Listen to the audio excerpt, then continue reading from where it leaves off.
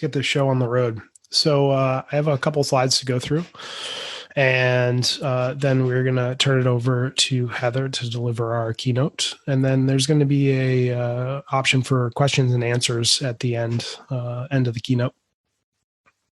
So please use the question and answer tab to send those questions over. You could also drop them into the Slack channel if you wanted to. I'll try to get those as well.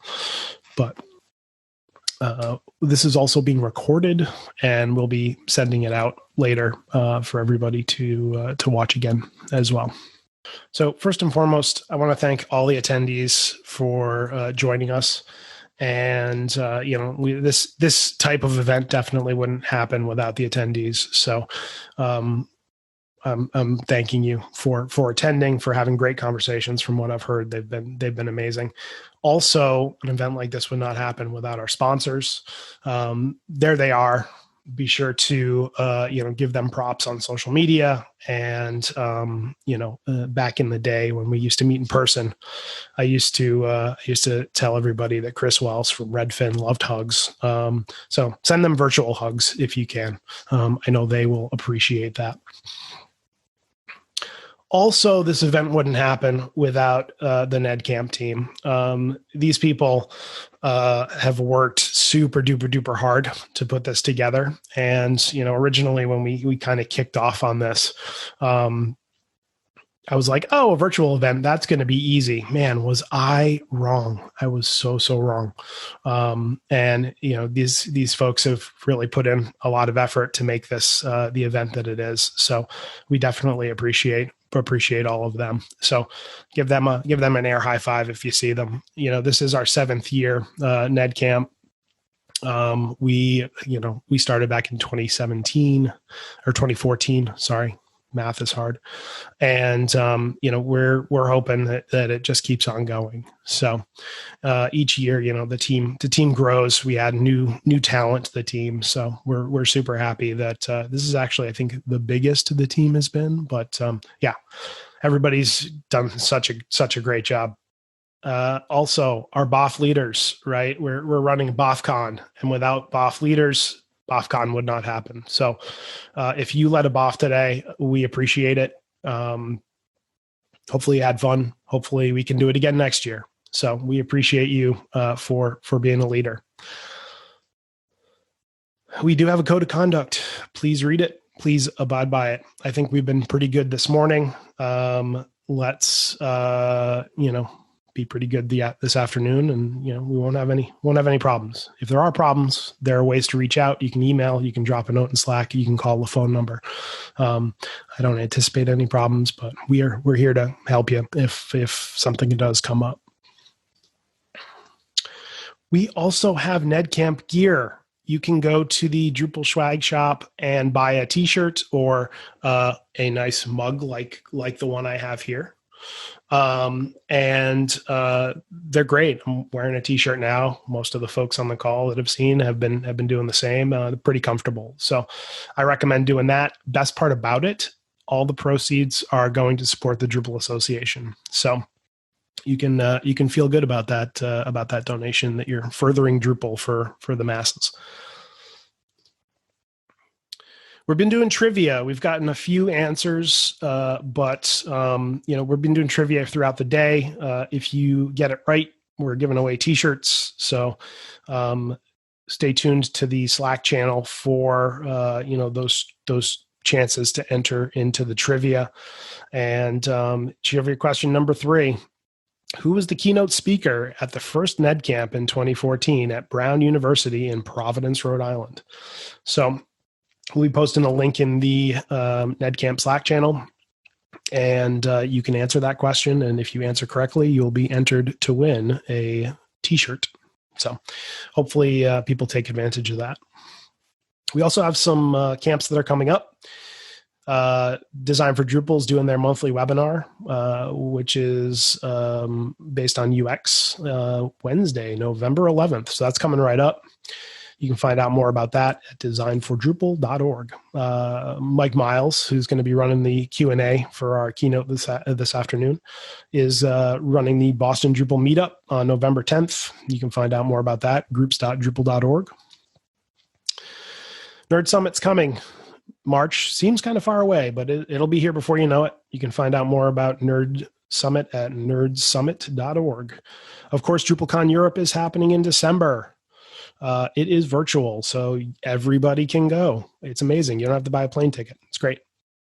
And then last but not least, Drupal Providence is going to make a comeback in 2021, probably a quarterly event with keynote speakers and other types of formats. So look for that if you are in the New England area and you want to come to Drupal Providence. We will be doing a survey. It will be coming out. You'll get it in your email. And, we want to hear from you. The only way we get better is by honest feedback. And so that's pretty simple. You'll get an email probably next week with a survey in it. Fill it out. And I think we are actually going to enter you in to win a t-shirt if you fill out the survey as well. So there's some motivation to fill out your survey. Okay, let's get to what everybody's here for. Our keynote speaker today is Heather Rocker, who is the executive director of the Drupal Association.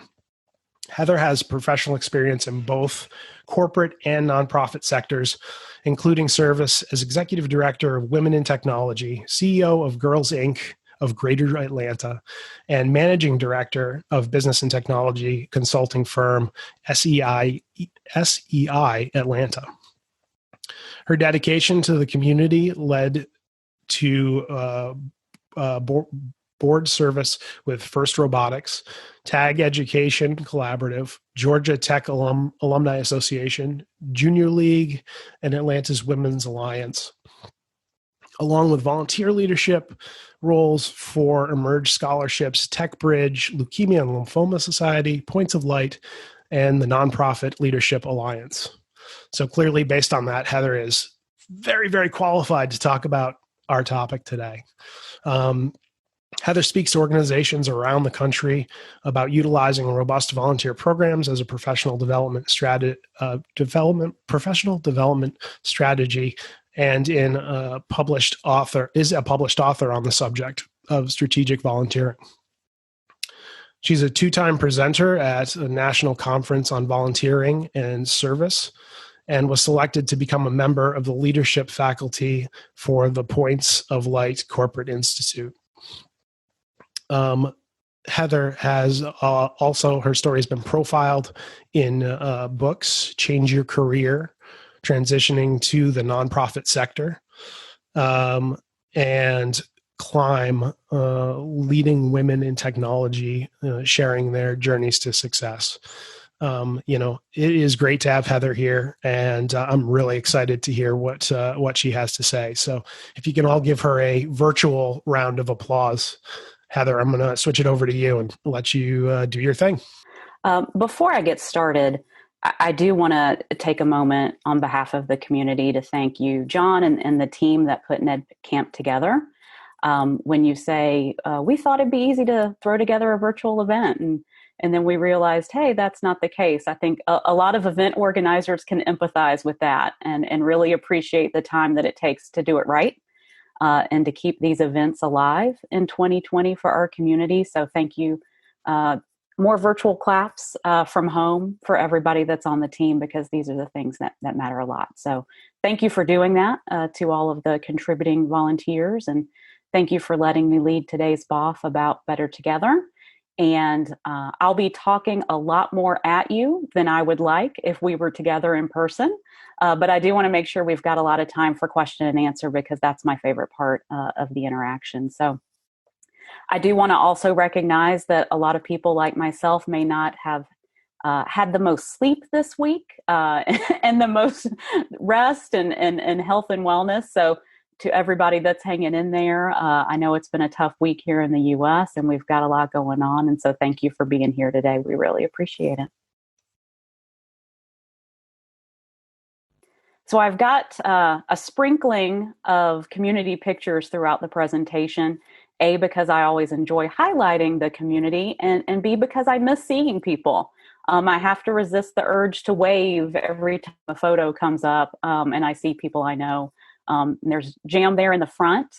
He recently hosted the Splash Awards for Germany and Austria that I got to be part of last week. So I'm glad we can do this virtually, but I'll be thrilled when we're all back together.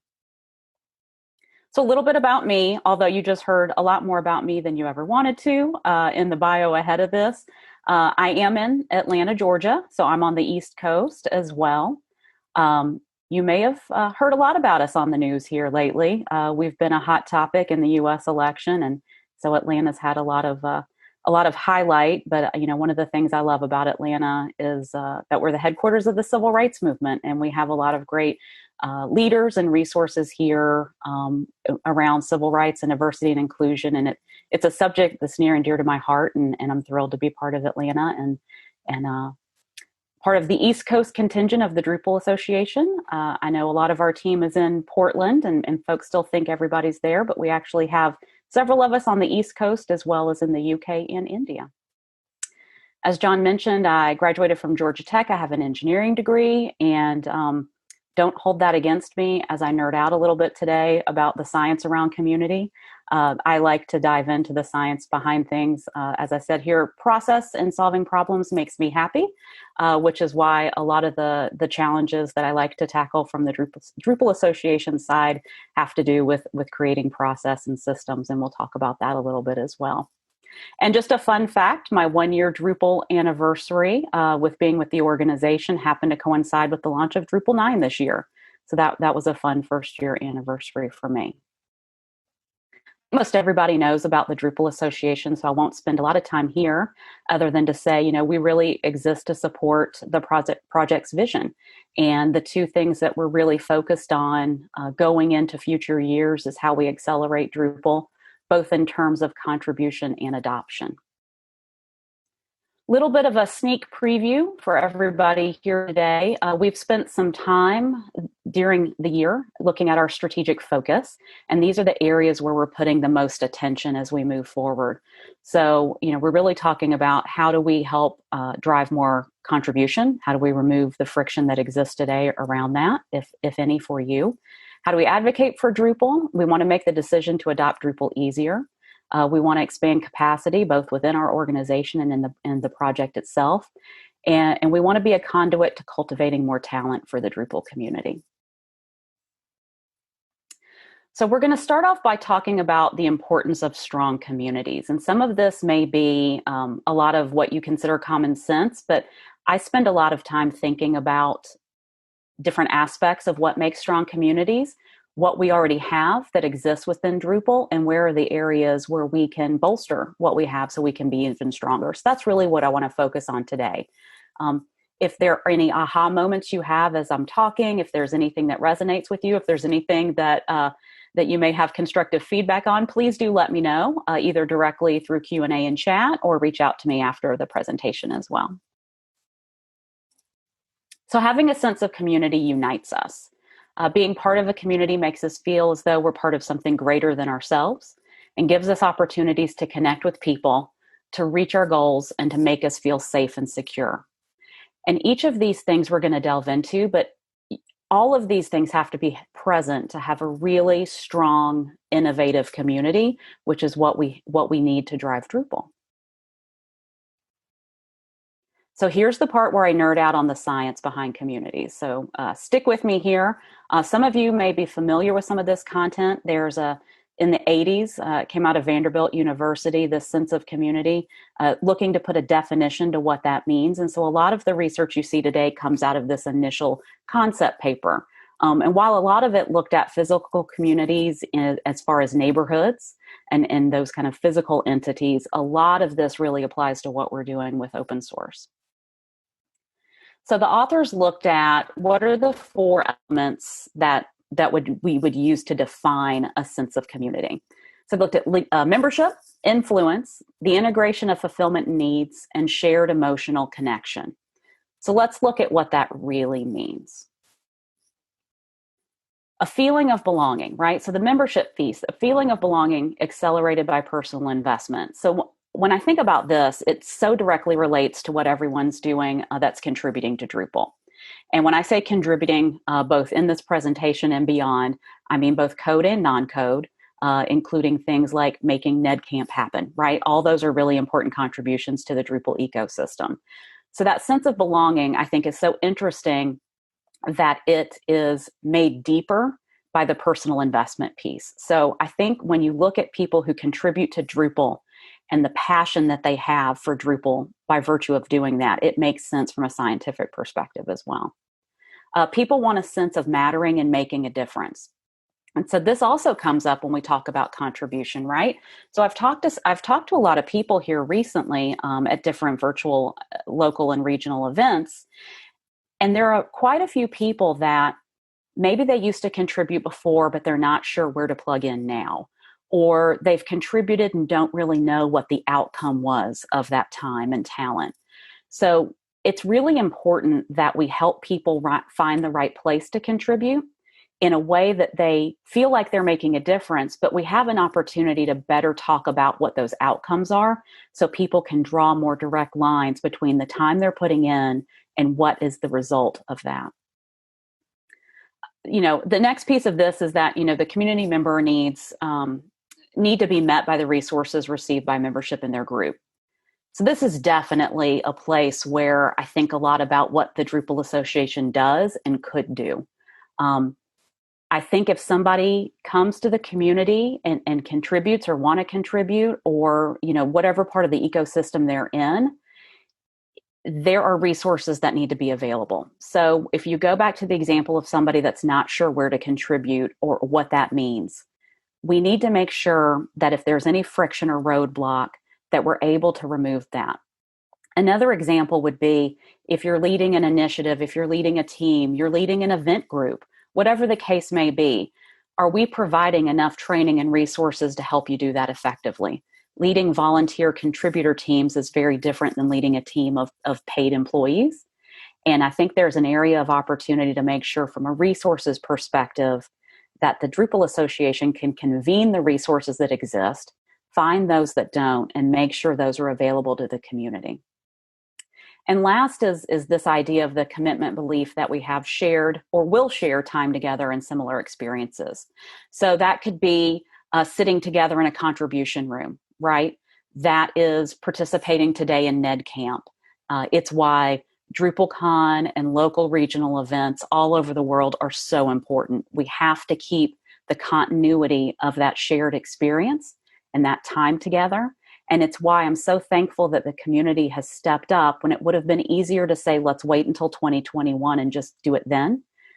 The fact that everyone has stepped up in such major ways to host virtual events, to figure this out, to keep people connected, to keep meetups happening online, that's what's going to drive this really important aspect of a sense of community, and we can't lose that over time.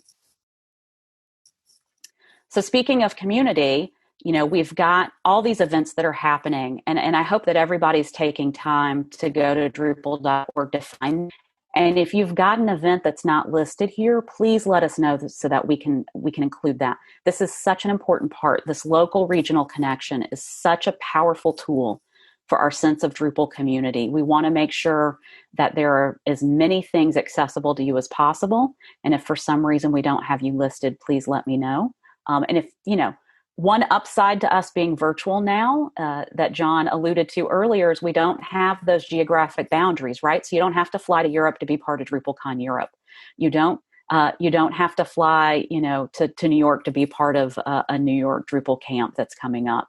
You have the opportunity, and I hope that people are taking advantage of that, of being able to really cross-pollinate across localities so that you're meeting more people, you're making stronger connections, and we're having that diversity of thought come together. So I don't think we can talk about a sense of community without talking about the concept of psychological safety. And when we mention things like code of conduct, this is why. The glue that unifies any community, particularly one with differences in characteristics and structures of a community of innovation, is a strong sense of community and psychological safety among the members. So you'll hear me speak the rest of this presentation. I consider Drupal a community of innovation. That's the scientific lens I take when looking at it and thinking about how we best support it. And I don't think, I don't think there are many instances with greater differences in characteristics and structures than there are with these open source communities, because there's such freedom with the ability to participate that you get people from all over the world with different experiences, different backgrounds. So the ability to meld those together in a way that not only creates this community feeling, but that makes a safe space that people feel safe to share. And you're going to hear a lot about psychological safety and the concept of diversity in anything that you read about community. So if you're thinking, okay, I run a Drupal volunteer team, contribution team, or how do I do this within my own organization? There are 3 steps that have been proven to move towards psychological safety.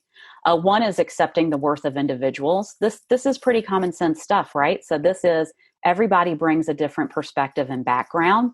Let's look at the worth they bring to the table and not try to think about what are the differences or how it's different from me, or they're approaching a contribution or issue different from me, so it's not okay. Everybody's worth should be accepted and celebrated, quite frankly. Providing a climate free of external judgment, I again think it's pretty self-explanatory, but we always need to check our biases and we need to check our reactions and some of our reflexes around when somebody brings something different to the table. How do we react to that? And do we have judgment that's built in that's coming out? Or are we more and more creating a climate where the judgment starts to fall away and people feel more safe and inclusive? And empathetically understand. I think empathy is highly underrated in a lot of arenas, but I think, that idea of seek to understand first and then be understood, there's a reason that it's part of our Drupal values and principles. That idea of empathetic understanding is really important. So if you even just do those 3 things and you think about those and you're on a contribution team or you're working with a group of volunteers or even in your own organization, thinking through those 3 steps is how you'll be able to create that psychological safety. Creating a safe space to be heard is what allows us to be innovative. Which brings us to how communities create innovation and collective wisdom. So the idea, again, is that Drupal is a collective of innovators that come together. The innovation in our community is what drives this idea about collective wisdom. I think that it's probably not surprising to know that communities rather than individuals are what really drives innovation and sustains innovation, right? So somebody can be in a room alone and trying to write the best CMS code possible, but that's not going to make it. What's going to make it is this community aspect of how we blend ideas, bring new ideas to the table. And I think that we've really got to embrace that different people bring different ideas to the table, and that knowledge is really important. We have to continually find a way as our community of Drupal contributors, of Drupal end users, Drupal agencies, how do we constantly create opportunities for people to bring new ideas to the table so we continue to innovate Drupal? Now, for you to create innovation in a community, there are 3 things that have to exist. You have to be reasonably skilled and have something to contribute. Now, the brilliant thing about our community is because there are so many ways to contribute to the project that aren't just technical, there's really a space for everybody. But where we have opportunity is if we are looking at a skill perspective, are we connecting people to training opportunities that exist? Are we ensuring that people new to Drupal are able to find mentorship opportunities? Are we developing the skill sets so that those contributions mean more and more as the days go on?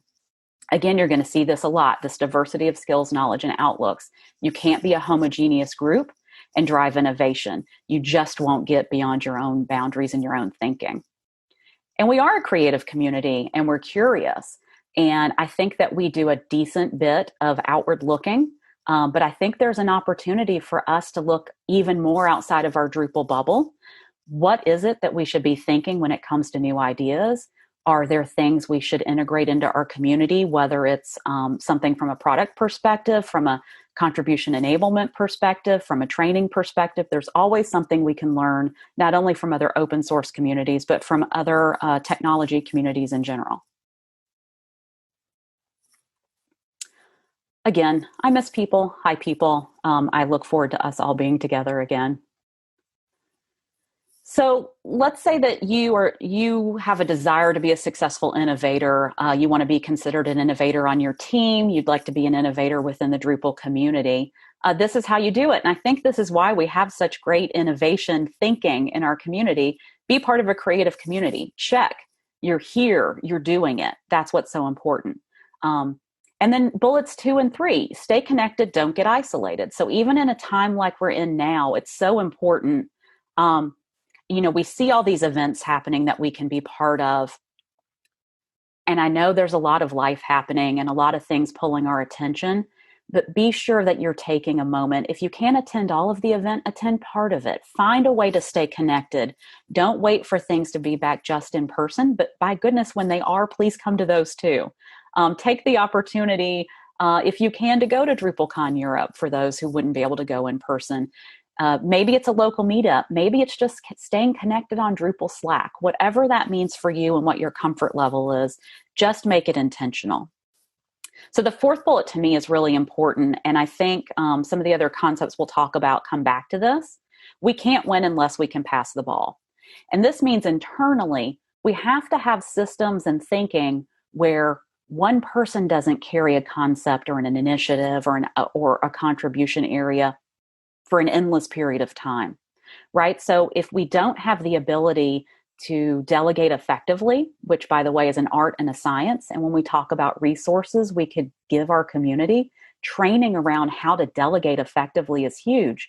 Because when we talk about things like burnout and life happens and somebody has to step away, the worst time to think about transition and succession planning is when that change has been thrust upon you already.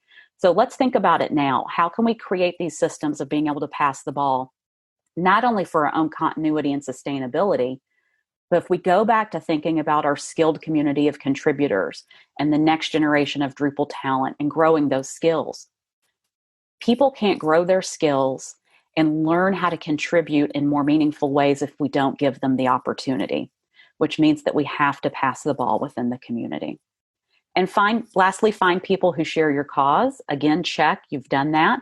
I think that's a huge part of why the Drupal community, again, is so passionate and does stay so connected and so focused, is because we're passionate about open source, we're passionate about Drupal as a product, but we're also passionate about the human side of this community piece and how we all function together.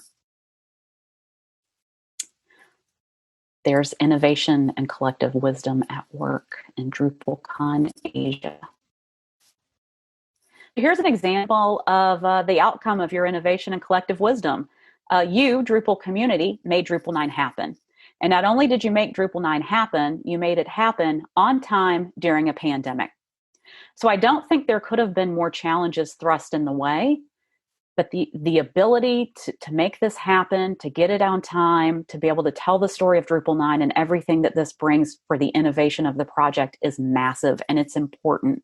And we need to make sure that we continue to celebrate.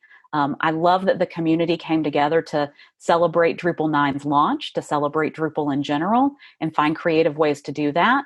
But again, these are the things you make happen. And this innovation really matters. And we'll talk a little bit later about why it matters from a world perspective. But you're doing good things, and this is what that innovation brings to life. So just to wrap up on innovation and collective wisdom, if you're leading a team, there are 5 aspects of how you can build this collective wisdom or collective intelligence, as MIT refers to it. Again, you're going to see this word a lot, and for good reason: diversity. If you want really effective collective intelligence, you've got to have diversity. Social perception and sensitivity. This one really just means, is there equal turn taking when it comes to everything from who's doing the work to who's having the conversation, so who gets to speak in the meeting? How do we eliminate systems of someone stealing the limelight and making things more equal across the board for people? Seeking out knowledge and feeling empowered to share it. So this one, I think we can think of when we talk about contribution and the idea of contributing back to the project in a code perspective. So as you work on a project, and this is really somewhere I want us to go from an end user perspective. As end users are implementing solutions and they're innovating with what they're doing from Drupal, they're seeking out knowledge to do that. How do we make more people feel empowered to share it back, right? So is it that they don't know how to, they don't know the importance of it, they don't know the outcome of it? I think we have a lot of work from everywhere, from an individual contributor to a very large end user, to help them understand and feel empowered in sharing those contributions back to the community, because that's a crucial piece around our innovation and our growth as well. And 4 and 5, again, pretty standard stuff. Focus on issues together.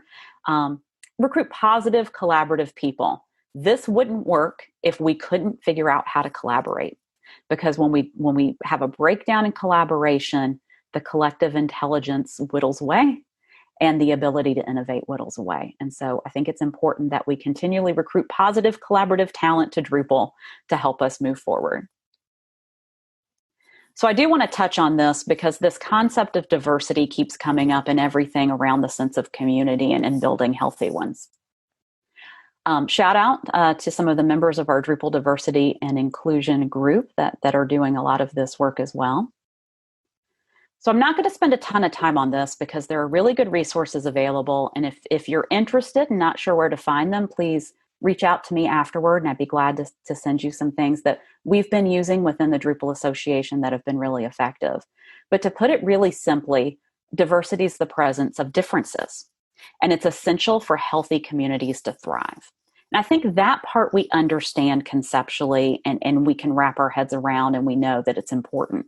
But we need to figure out how to put it more into practice from a Drupal community perspective. So I want to spend a moment on the idea of the inclusion part of diversity and inclusion. So inclusion is the outcome met when our community is truly inviting to all.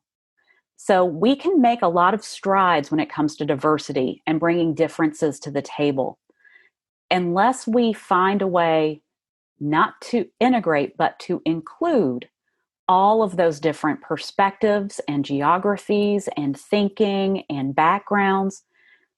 When we get the inclusion part right, then we're truly an inviting experience. And I think that that's where open source communities really need to focus in these next steps, is how do we go beyond the concept of diversity and inclusion to really putting it into practice. The team that I work with at the Drupal Association knows I'm really passionate about this. As part of my interview process, the last bit of it, I was flown into DrupalCon Seattle, and I got to meet with some board members, and I actually attended the Keynote at DrupalCon Seattle before I had to head back to Atlanta. And what really stood out to me was when Dries started talking about that we know there are issues in open source. We know that we are predominantly male and we're predominantly white as a community of open source. And so I was thrilled that the issue and need had been pinpointed. It's important to me that when we know these things, we act on them. So I don't want to end up at a DrupalCon a year, 2, 3 from now, still talking about the problem. I want to start talking today about what we're going to do about it, how we as Drupal are going to be on the forefront of open source in changing changing the fact that that's an issue. And I think we can. I think we've got all the right pieces in place from a sense of community to be able to do that. It's going to take every layer of the Drupal ecosystem to do it well. But when everyone feels invited and included, and everyone that participates in Drupal and contributes to Drupal feels included in decision-making and development opportunities, then we've started to do what we need to do, right? We're starting to get where we need to go. And you can read development opportunities here as 2 things. You can read it as code development in its purest sense, or you can read it as professional and skills development and personal development. Are we making development opportunities available across the board, or are they limited to a subset of people? So if we talk about the benefits of Drupal community fostering diversity and inclusion, I know I hit a lot of them, but let me make it really clear what this means from a business perspective. We're going to facilitate greater innovation. we're going to more easily attract top talent, and we're going to create a more robust and successful product. So if you're in an organization that isn't sure why this matters and why it matters from a Drupal perspective, just name these three things, because these are business, these are business perspectives that I think anybody can understand. We want to attract more top talent to Drupal, but by doing this, we're going to attract more top talent to Drupal organizations, right? So there's going to be a ripple effect that's positive for everybody in the ecosystem. So now let's talk about how community creates inspiration. So I think this is inspiration in play. This is how this picture played to me. It made me excited to see all these faces together. And I don't know who's on stage doing what right now. I wish I did, but it looks like they're truly inspired. So the really cool thing is when you find a community that aligns with your personal and professional aspirations and they match your values and drivers, that's where your inspiration gets sparked. And so I can personally say, when I talked about being at DrupalCon Seattle, getting to meet the board, seeing what was happening at DrupalCon, meeting community members, meeting board members, I wasn't looking to make a career change at the time when I went through the recruitment process. I didn't really know a lot about Drupal other than being in technology and understanding open source and Drupal at a little bit of an arm's length. And I wasn't sure what it was that was going to make this the right fit for me and cause me to make a major life change. I can tell you it was the sense of community. It was the importance of being human as part of this Drupal experience, hearing that we're thinking about the tough things and knowing we've got to make some adjustments. And it was sitting down with Dries at lunch and talking about the power of Drupal and not only what it creates today, but are there big global social change opportunities that we can affect through Drupal, both as a community and as a product? And that for me was the inspirational part. So I knew through those experiences that Drupal was the right place for me. As you heard earlier, community is a huge part of where I both volunteer and put my professional time. So this was the right kind of community that aligns with my personal beliefs. It was the right opportunities ahead of us. And it was the ability to have inspiration come out of not only what we've done, but where we can go. That for me personally sparked that inspiration. I'd love to know what about Drupal has sparked yours, if you're willing to share that with me. And if yours hasn't been sparked yet, if we're not there by the end of this, let me know, and I'll commit to finding ways to connect you with something within the Drupal ecosystem and contribution experience there where we can align your skills and your talents and what's meaningful to you to an opportunity to positively affect Drupal in the world. So it also makes me think about, when we speak again about the Drupal values and principles, this idea of prioritizing impact is what gives us purpose. And again, I think we have a huge opportunity to keep coming back to these outcomes and impacts when we talk about what we're doing within Drupal, because it's just going to further and further connect and align us not only as a group of people, but as individuals that contribute to the Drupal project. So I want to spend the last part of this talking about the positive impacts that we have around the world. And none of this is probably going to be new to you, but I think it's important to pull all this together so we understand what's important from a sense of community and what we need to have in place. We know that psychological safety is important. We know that diversity of thought and diversity of skills is important. We know that those different experiences get brought to the table, that we need a safe space to share our thoughts, that we need to be emphasizing not only the seeking of knowledge, but the contributing back of knowledge, and how all things code together to make Drupal be more innovative over time. But there are really positive impacts that you're having right now. Whatever small contribution or large contribution you've made to Drupal, there's a ripple effect of what's happening in the world. And so I wanted to share a few of those with you today. So this one seemed really timely to me, given some recent events, current ongoing events. Somebody was saying Election Day and Groundhog Day seem to have a lot alike, like we keep waking up to Election Day being over and over. But I think what was really important is that Drupal gets used for a lot of positive human impact in the world. And so the idea that Drupal powers the Campaign Legal Center, that makes it meaningful for people to participate in political process is really important and powerful for folks. We have a lot of humanitarian positive effect on the world. As you know, a lot of nonprofit organizations are powered by Drupal. The fact that it does have the customizability that it's got, the flexibility, that there's not a huge cash investment, you're not using a paid license. It works for budgets and it works for the organizations. And we're able to help organizations like World Vision not only build their brand awareness, but bring in more funding for their causes. And there are so many of these that I could point to that I don't have time to go through all of them today. But if you're ever looking for a great example of how Drupal has a great positive effect, all the nonprofit work definitely shows those things. And if you're an advocate for environmental science, Drupal's been used for things like the Center for Sustainable Energy, the Clean Vehicle Rebate projects. We've got great things happening there. And COVID. So, in spring of this year in the US and earlier in other parts of the world, COVID hit and had a huge impact. Drupal was there to jump in and help these organizations that were on the front lines of fighting COVID and supporting their communities and disseminating helpful resources and information. And so, the ability for these organizations to be able to lean on Drupal to do that has been really important and impactful.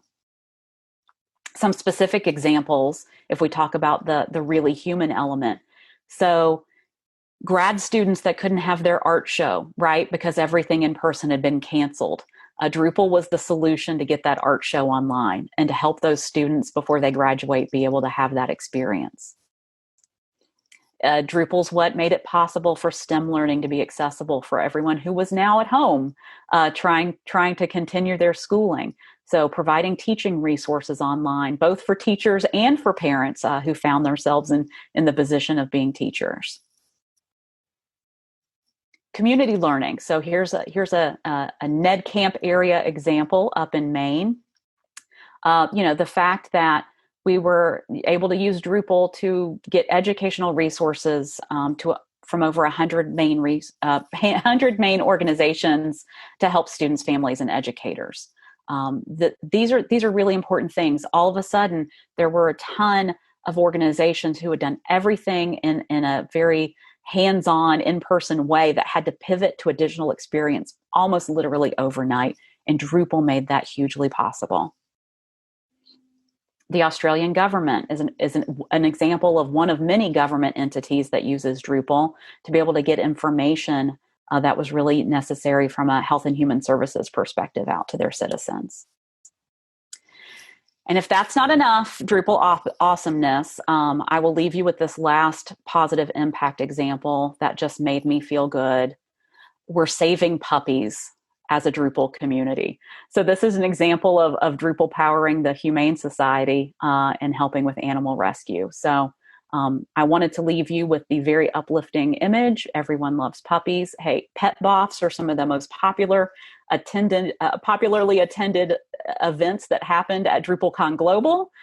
So I've learned the community and the audience, and I know that pets are important. And I think that this is just, again, there are so many heartwarming things that happen as a result of Drupal. And yes, it drives businesses. And yes, it can feel corporate. And yes, sometimes we lose sight of those greater impacts. But by being part of this community, by being here, by engaging and connecting, you're making really important, impactful things happen around the world. And I thank you, but I also challenge you, right? So what are the next innovations that need to happen in Drupal? Who's going to bring those to the table? What do they need to be? How do we uncover what happens next, right? So we need to open up that thinking and get a lot of voices to the table.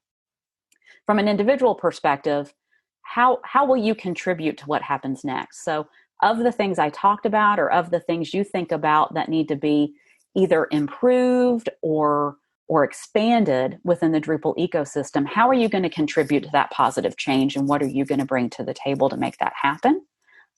And when we think about the next generation of Drupal, growing our diversity and inclusion, I hope that you'll find someone to mentor if you're in a capacity to do so. And if not, is there at least one person that you can bring into the Drupal community? so that we can have more of that shared experience, and we can grow our community in all the best ways. And all of that happens with a lot of the ecosystem working together. The Drupal Association is very focused on it. I know a lot of local associations are, event organizations around the world. But at the end of the day, this really does come back a lot of cases to individuals and the small, medium, and huge steps that we take to move Drupal forward and make it an awesome place to contribute, and the community that we want to see both today and in the future. So with that, I know I flew through a little bit fast, but I want to make sure that we leave a lot of time for discussion as well. Great. John, I can't seem to turn on my video. That's okay. We don't need it. I'm just moderating the Q&A. Well, Heather, I want to say thank you. I found that a very great keynote. Our first question is, in your mind, what are the first or next steps and I assume we means the Drupal community, should be, or will be taking to be more inclusive? So, I think obviously the first step was understanding that we had some work to do. I think the steps that I'm seeing, the fact that we're seeing more conversation about it, that we're talking about it in spaces and places, big and small.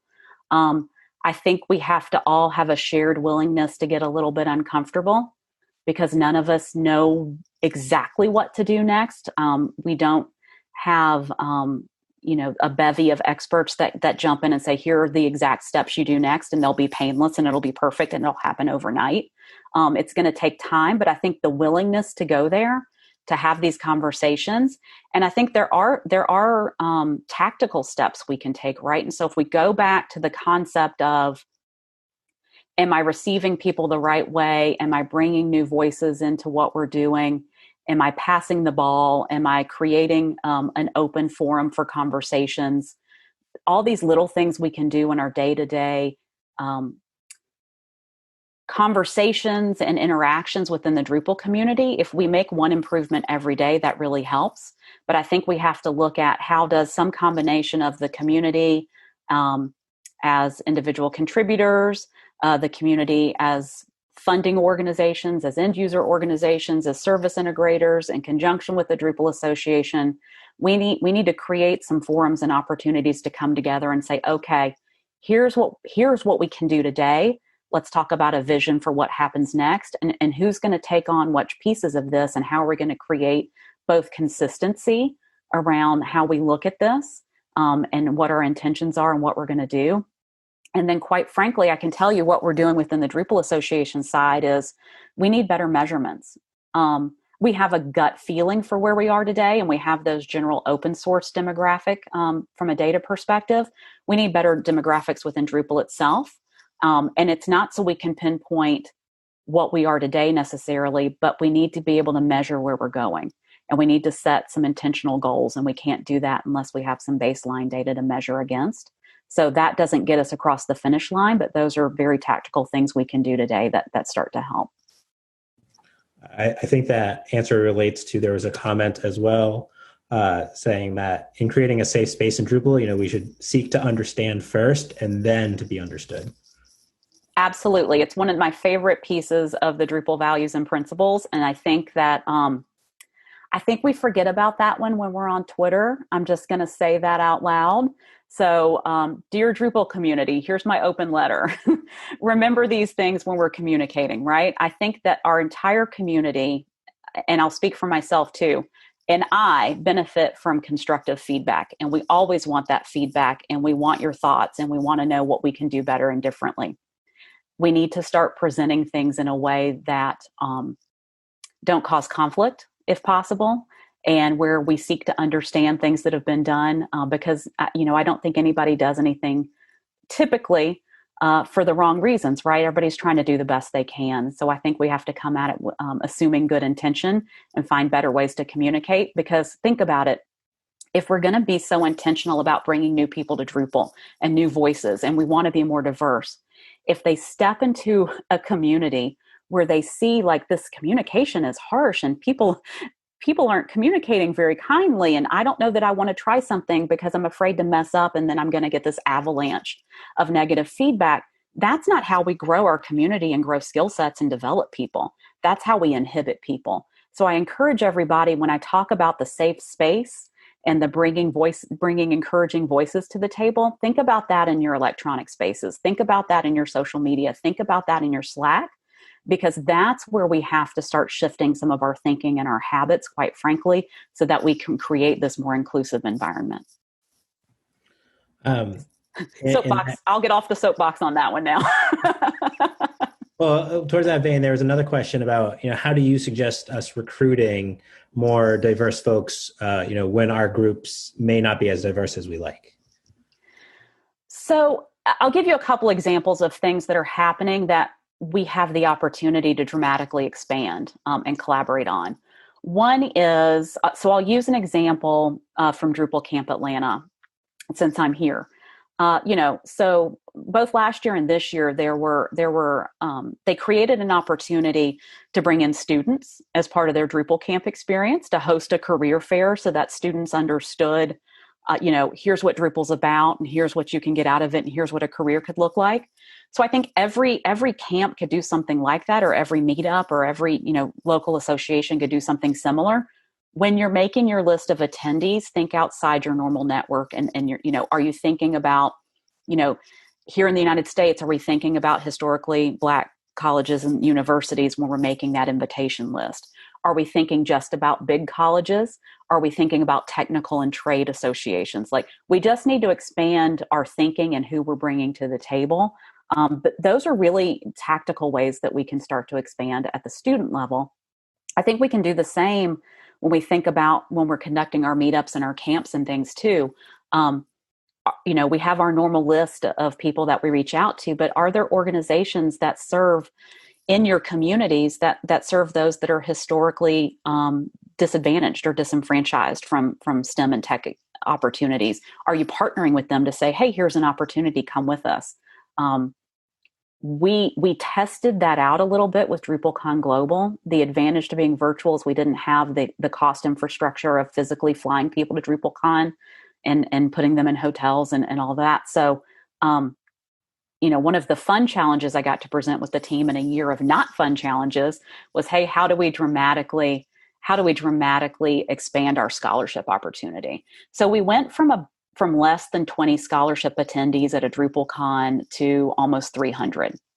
And we did that both in our traditional reach out to the community, but we were very strategic in reaching out to organizations around the world that really focused on where we were trying to go from a diversity and inclusion standpoint, and say, hey, we've got this opportunity. Please select, X number of people in your organization that would find this as a helpful event, a helpful development opportunity that would get something out of this. And every organization came back to us with names, and those people attended, and they had some of the best experiences.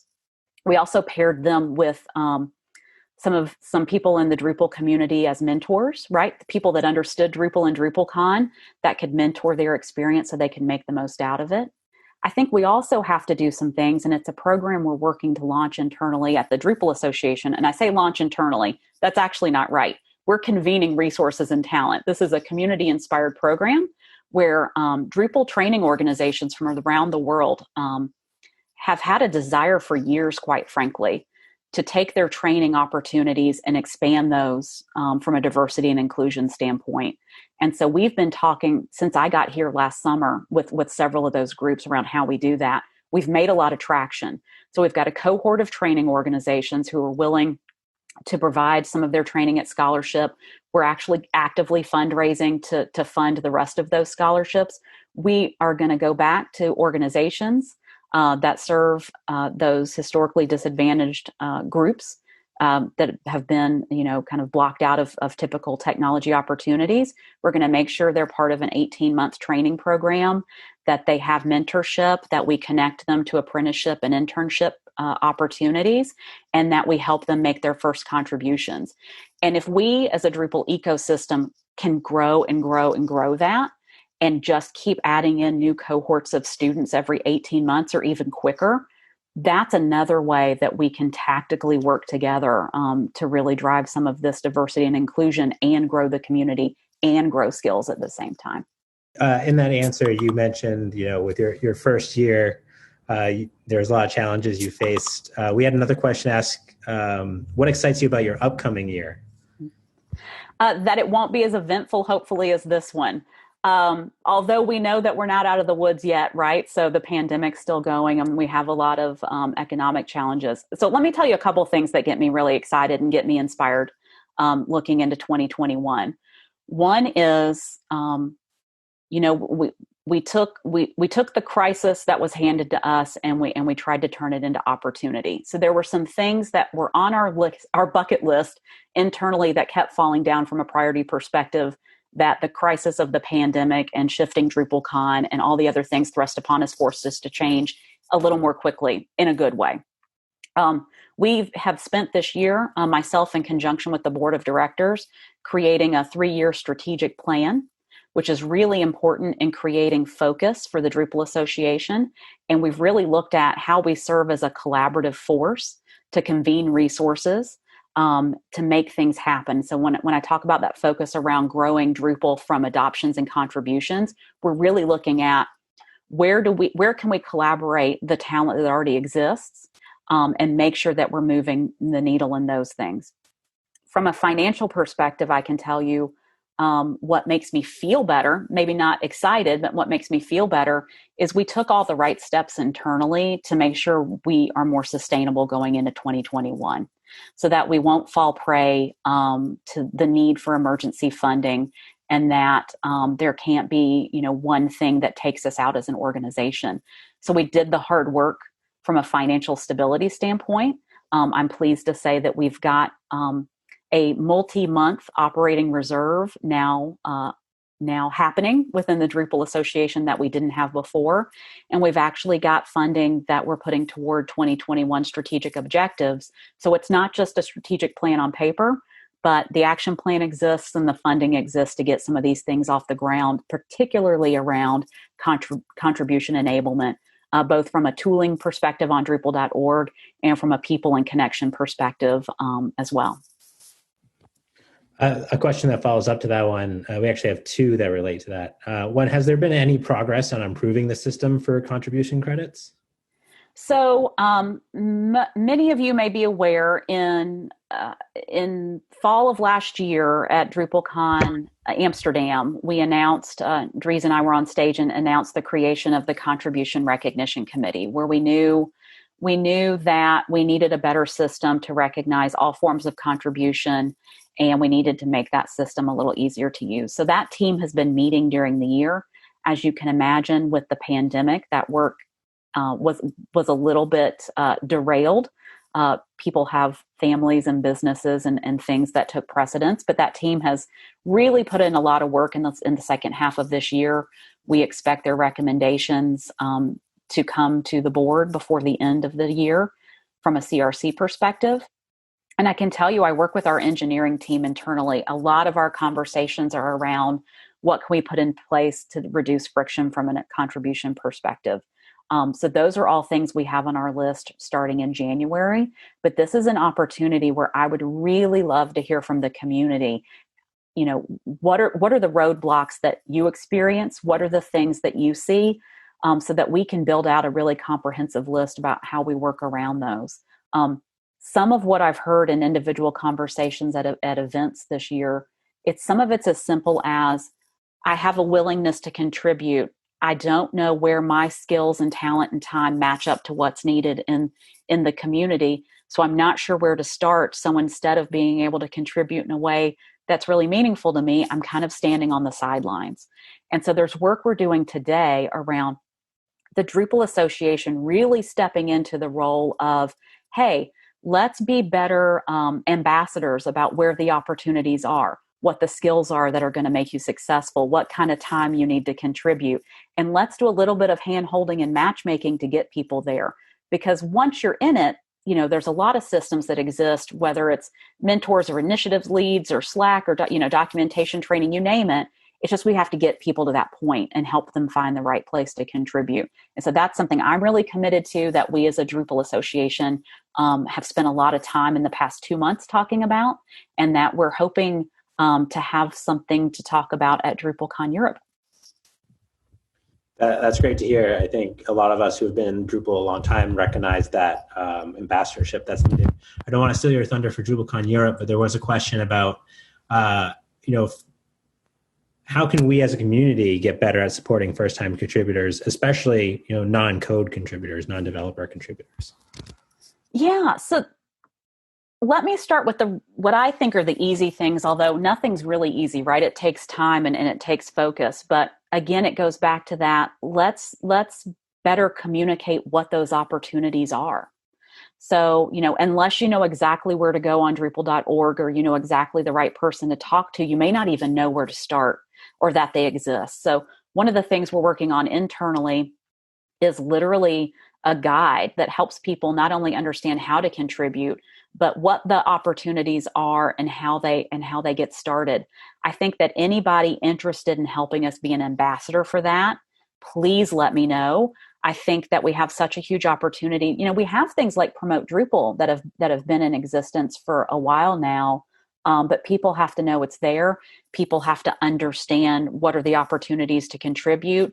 When can I jump in and contribute? What are the outcomes of that? So I think there are, if we go back into what I talked about around how do we look outside the bubble and learn from other communities and systems and pull it back in, there are some really robust volunteer systems that exist in organizations that do this really well that I want us to be able to apply to Drupal contributions. So there's no need for us to reinvent the wheel. We have the basis of what we need. We have the core.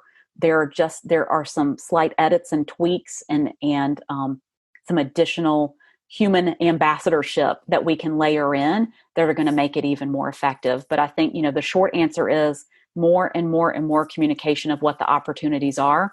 Let's communicate in different ways, and let's communicate in a variety of places as well.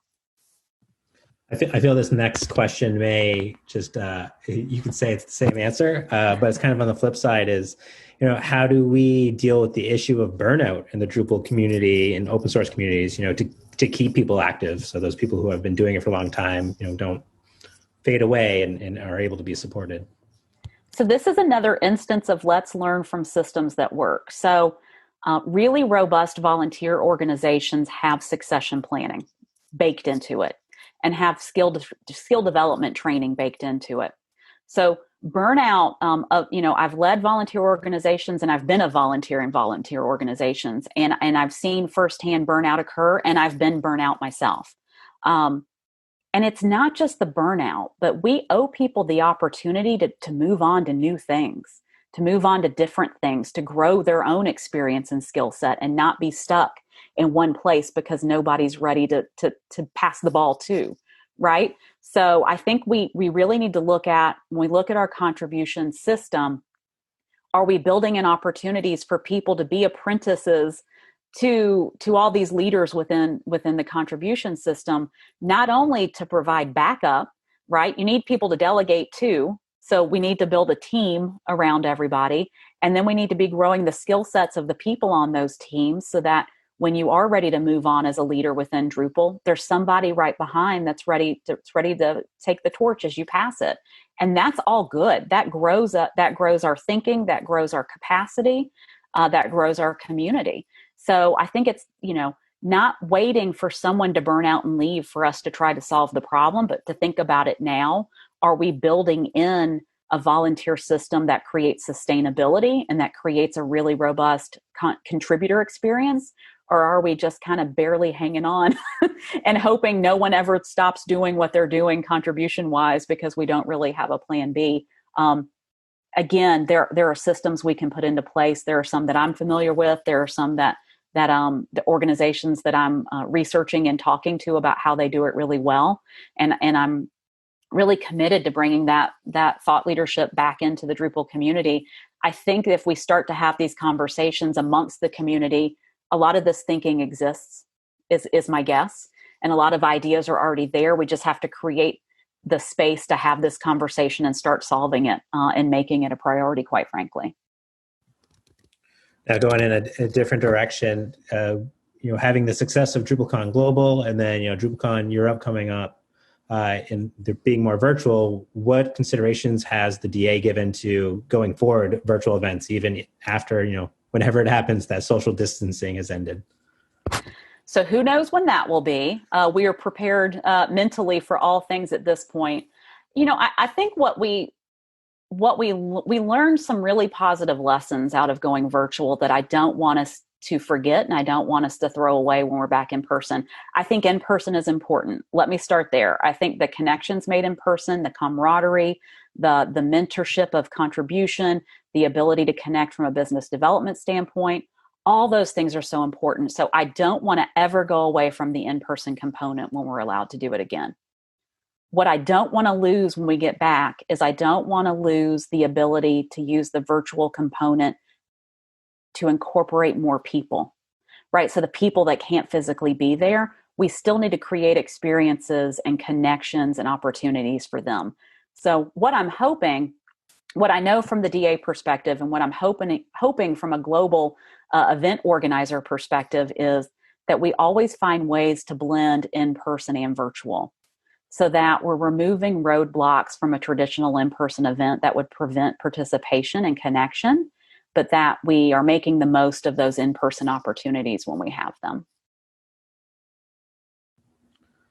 We have a question. I think we have a couple of people who are new to the Drupal community at our conference, who are still, they're new, so they don't know as much about the Drupal Association. So could you just give a little more information about what the Drupal Association is as a whole and what they do and related to Drupal? Yeah, absolutely. So the association was founded originally as an entity to host DrupalCon, right? And so as the community was hosting DrupalCon, money was coming in and going out. And quite frankly, there needed to be a legal entity and a bank account. And so those were the very humble origins of the Drupal Association. That organization has changed dramatically from then to now. So while we still host DrupalCon, and part of why, for those of you that are new, we were talking about the pivot in the pandemic, the in-person DrupalCon makes up 2/3 of our funding. So DrupalCon is very much a mission-driven event for us from a community collaboration perspective, but it was also how we funded a lot of what we do. We're a nonprofit that's legally hosted in the United States. We have a team of 16 staff members. Again, most are in the United States. We're all distributed. There is even without a pandemic, nobody goes to the Drupal Association office. So we were already distributed and doing everything on Zoom and remotely anyway. While the majority of us are in the United States, we do have staff in both the United Kingdom and in India. We host Drupal.org. So you may not know about the Drupal Association, but you probably know about Drupal.org. And so we host Drupal.org. We have a small engineering team that focuses on Drupal.org and engineering issues on an ongoing basis. We've become even more integrated in things like the launching of Drupal 9. Ryan on our team was really instrumental in being able to launch Composer 2. So, there are a lot of things that are needs in the Drupal community from a technical standpoint that our engineering team helps to do. Again, we host DrupalCon. We really want to support things that are happening in the community. So where you're going to see us spending a lot of time as a team, again, go back to the things I've talked about, which is that how do we enable more contribution and how do we make it easier for people to select Drupal as their technology of choice, as their product of choice. Thank you for that explanation. So at the beginning of your talk, you mentioned that you like to hear from the community and you want ideas both through this Q&A and going forward. So how would you recommend people get in contact with you or with the DA to share their ideas as part of the community? Sure. So you can contact me directly via email at heather@association.drupal.org. You can find me on Drupal Slack. You can find me on Drupal Association Slack. And you can find me on Twitter, but be nice. That's the only thing I ask. Although I will say I've been less active on Twitter recently, not as a slight to the Drupal community, but just with the general state of the world, I had to take some Twitter reprieve for my own mental health. So if you don't find me there and don't get a response quickly, feel free to email or Slack, and that's probably a quicker way to get to me. Thank you. Thank you for sharing that. All right, John, you want to take it away? Yeah, thanks a lot, Mike. And Heather, of course, thank you for delivering such a great keynote and Q&A session. We're actually going to open up the Connecticut room again as an open room. So if Heather has time, maybe she can drop in there and chat more with the community, answer more questions. So as soon as this ends, that room will come back up, and you can feel free to jump in there. We have a bunch more BOFs going on this afternoon. So hopefully everybody had a great keynote and continues to have a great camp. We'll talk to everybody soon.